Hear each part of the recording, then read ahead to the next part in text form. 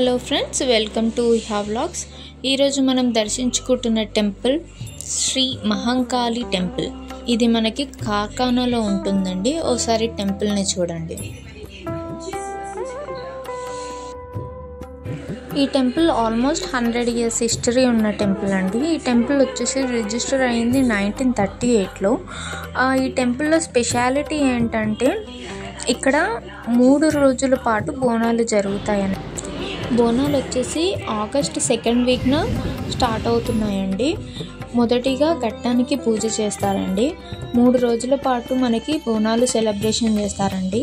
ఇక్కడ Saturday, Sunday, Monday. నేను పంతులు గారితో కూడా అడిగాను. ఈ వీడియోలో పంతులు గారు చెప్పారు, ఒకసారి అది కూడా మీరు స్పష్టంగా వినండి. బోనాలప్పుడు ఆల్మోస్ట్ 3000కు పైగా భక్తులు దర్శనం చేసుకుంటారంటండి. ఎన్ని టెన్షన్స్ ఉన్నా ఒక టెంపుల్లో వెళ్ళి కూర్చుంటే అంత ప్రశాంతంగా ఆ టెన్షన్స్ అన్నీ మర్చిపోతాం కదండి.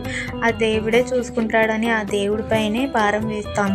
ఎందుకంటే ఆ దేవుడి పైన ఉన్న నమ్మకం, ఏదైనా మొక్కుకుంటే పక్కా నెరవేరుతుంది అని ఈ టెంపుల్లోని వాళ్ళు కూడా చాలామంది చెప్పారు.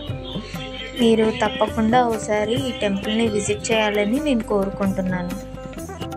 ఇక్కడ బోనాలకి ఆల్మోస్ట్ 3000+ భక్తులు విజిట్ చేస్తారంటండి.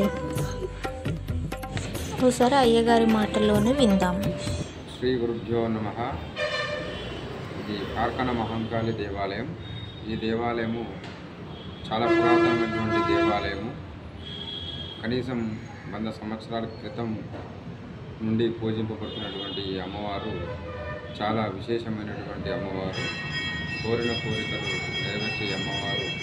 ఇక్కడ హైదరాబాద్ మొత్తంలో ఆషాఢ మాసంలో బోనాలు జరిగితే ఇక్కడ మాత్రం శ్రావణ మాసంలో 2వ వారం ఆదివారం, సోమవారం జరుగుతుంది.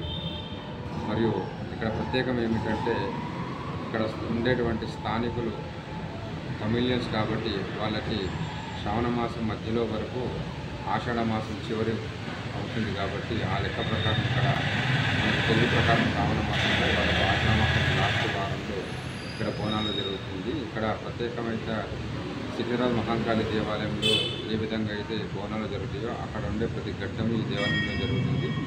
భవిష్యవాణి స్వర్ణలత గారు ఇక్కడికి వచ్చి అమ్మవారి భవిష్యవాణి వినిపించే అవకాశం ఉంది. కాబట్టి మీరందరూ కూడా వచ్చి అమ్మవారి ఆశీస్సులు పొందగలని మనం చేస్తున్నాం. టెంపుల్ బయట మనము హనుమంతుడిని మరియు నవగ్రహాలు మరియు నాగదేవతని దర్శించుకోవచ్చండి.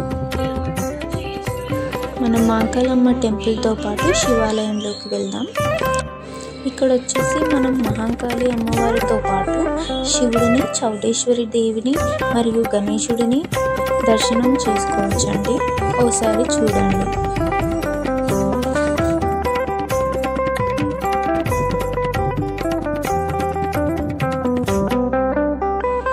ఎప్పటి నుండో టెంపుల్స్ వీడియోస్ చేయాలి అనే ఆలోచన ఉండేనండి. ఇది మేము రీసెంట్గానే స్టార్ట్ చేసాము. మీకు వీడియో నచ్చితే తప్పకుండా సబ్స్క్రైబ్ చేయండి. మరెన్నో టెంపుల్స్ అప్డేట్స్ మేము ఇదే ఛానల్లో అప్లోడ్ చేస్తాము.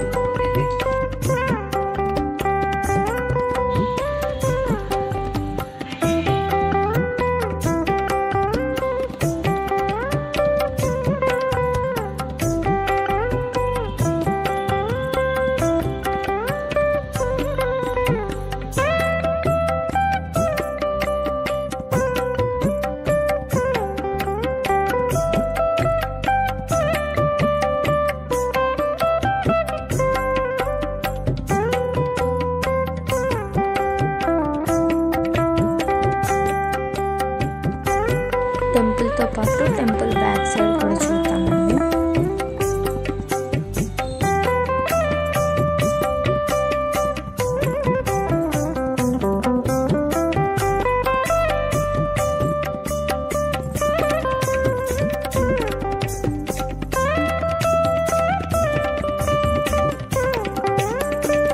మనకి టెంపుల్ కార్ఖానా రోడ్ సైడే ఉంటుందండి.